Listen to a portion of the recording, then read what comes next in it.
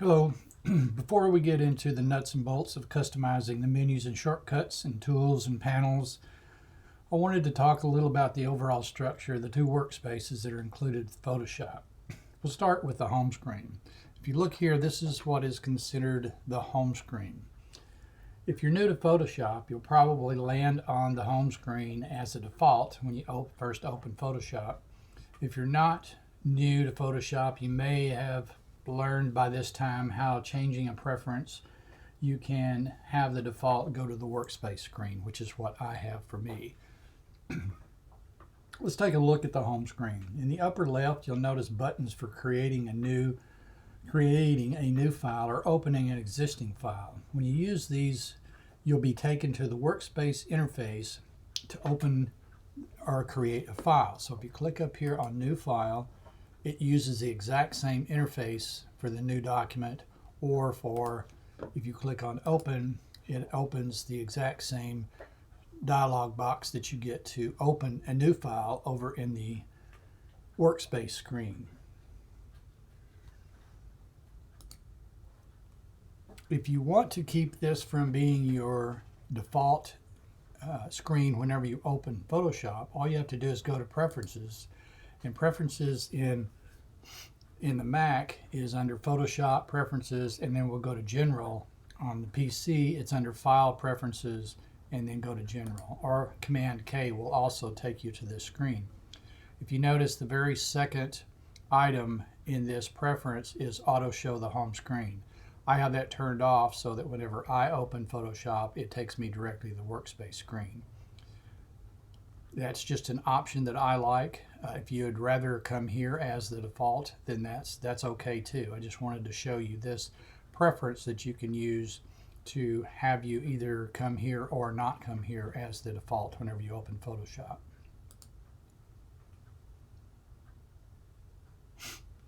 Now below the New and Open buttons, you have the Home and Learn buttons. The Home button brings you to the default screen that you have here. So what's on the home screen? First, let's look at this top section up here. This is called the Suggestions. And what we have here is a series of articles or tutorials that are popular and based on your current activity in Photoshop.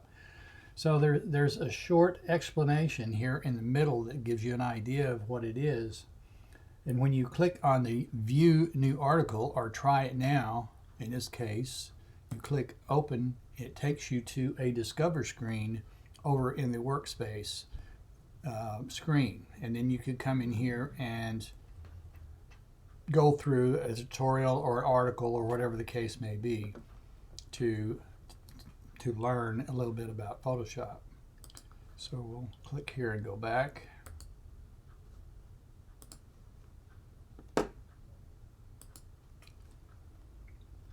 So you'll notice that there are two arrows, one on each end here, so that you can scroll through the suggestions. Also, there's buttons down here at the top bottom to tell you that there are four different tutorials or articles that you can read. So if you click on this little thing here, it goes to the next one. In this case, it says View Article, or you could browse for more articles. If you click on the Browse for More Articles, it brings you over here again to the very same Discover drop-down box or dialog box in the Workspace screen, where you can find on your own different articles that you want to see. So we'll go back over here. You can also hide the suggestions if you want more room on here for the bottom section. Hide or show. In this case, it defaults to show the suggestions, but if you click on this, it hides them to give you more room. Now below the suggestion area is a list of your most recent files that you've saved in Photoshop. I want to emphasize save because if you just open but don't save the files, they're not going to be in this list. To me, this is a really good way to go in and see files that you have recently worked on, and maybe you've come across a file that you need to continue to edit. Here you can see a thumbnail of that file. You can also change the format to a list view by clicking on this little button right here. And here you have much smaller thumbnails, but you also have more information. You can see this was saved 4 days ago. This one is 2.2 gigabytes, and it's a Photoshop file.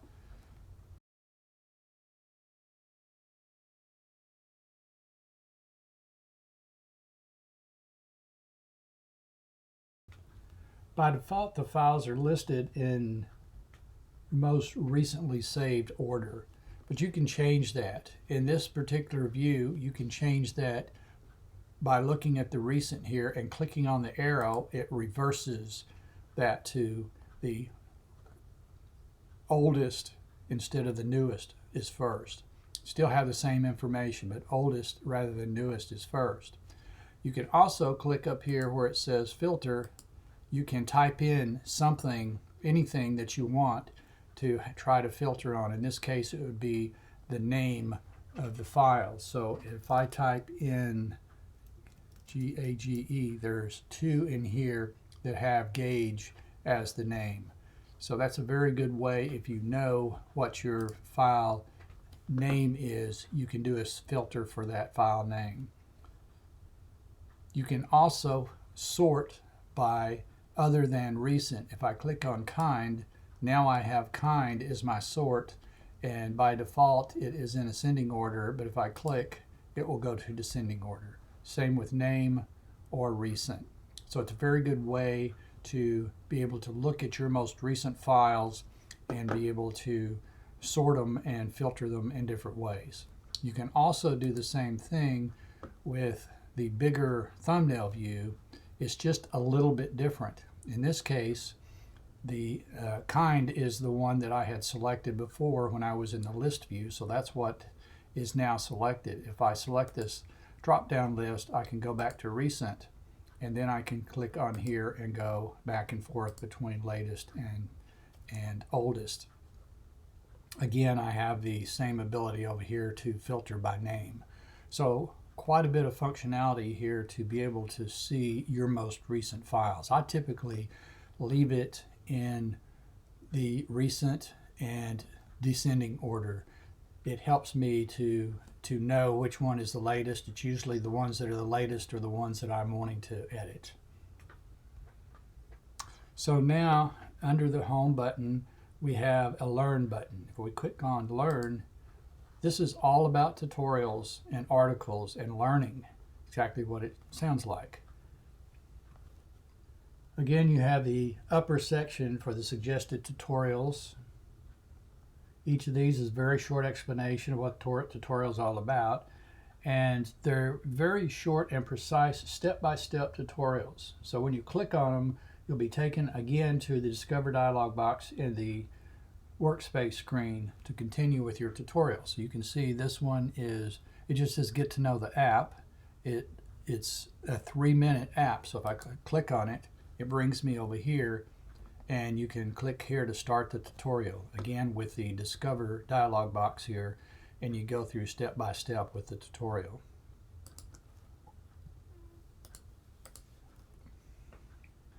Below the suggested tutorials, another group of tutorials. These have a longer and better explanation of what they're about. They're also usually a little bit longer. Again, when you click on these, they'll take you to the dialog box, the Discover dialog box over in the workspace screen. So if I click on this, this is a little bit longer one, and it goes through a tutorial explaining what you do. But it's again, it's a nice little step-by-step tutorial to take you through and learn whatever that tool or that tutorial was all about.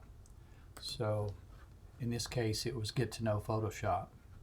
So if you come down here, you can see there are several of these, and they range from, here's one for 20 minutes, 21 minutes, 17 minutes, 17 minutes, 7 minutes, 5 minutes. So some are long, some are short, but lots of different information here. If you scroll down to the bottom of the page, you'll see a button for search for tutorials. And when you click on this button, you'll be taken to the Discover box, dialog box again over in the workspace screen, but there'll be no topic in the window, and you'll just be asked to type in your own topic and search for other tutorials. So another good way to continue searching and learning with tutorials that Photoshop has.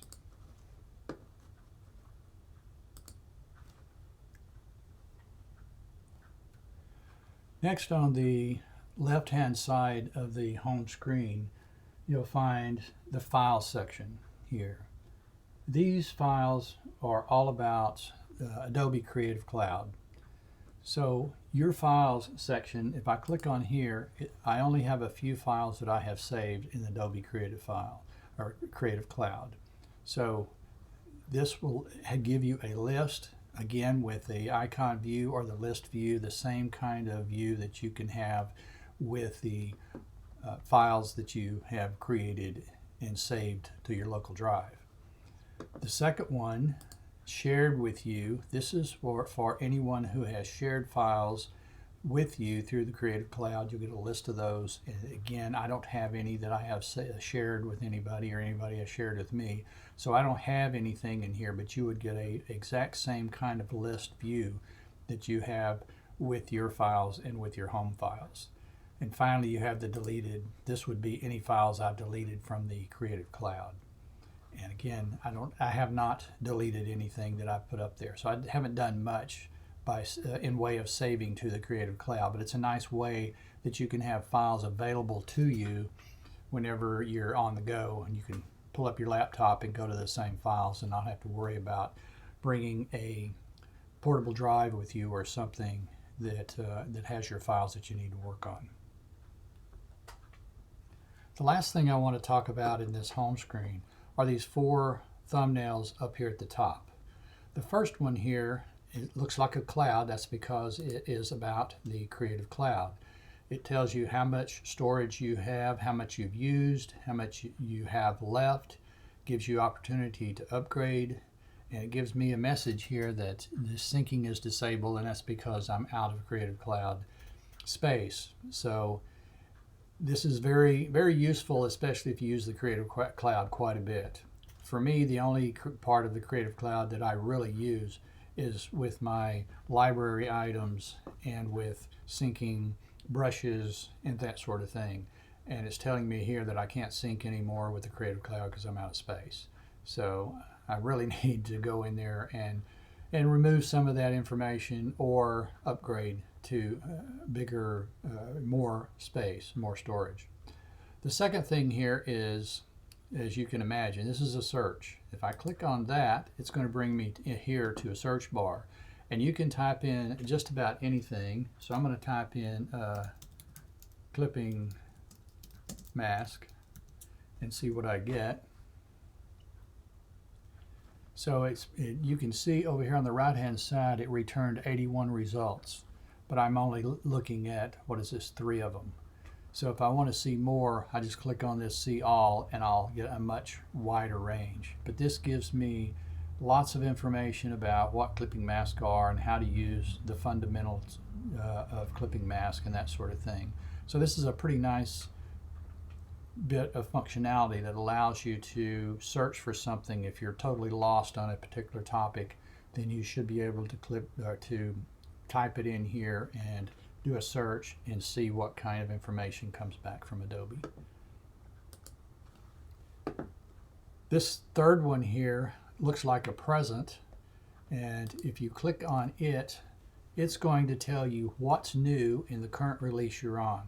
Now, I'm on release 23.1.1, so whenever that was released, these are the things that were added to that release.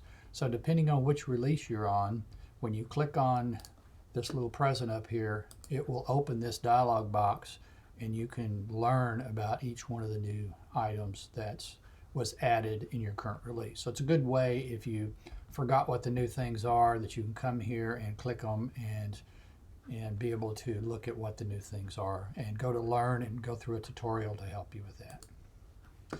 Finally, this little pie chart up here, I'm not going to click on it, but it takes you to Adobe, and it takes you to the Adobe website to review your profile with them. So here you can upgrade your subscription, you can change your payment method, you can change your billing address, etc.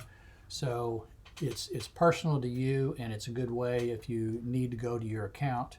Just click here and it takes you straight to that account. You don't have to go into Adobe and do all, the navigating around to find that information. This takes you there straight away.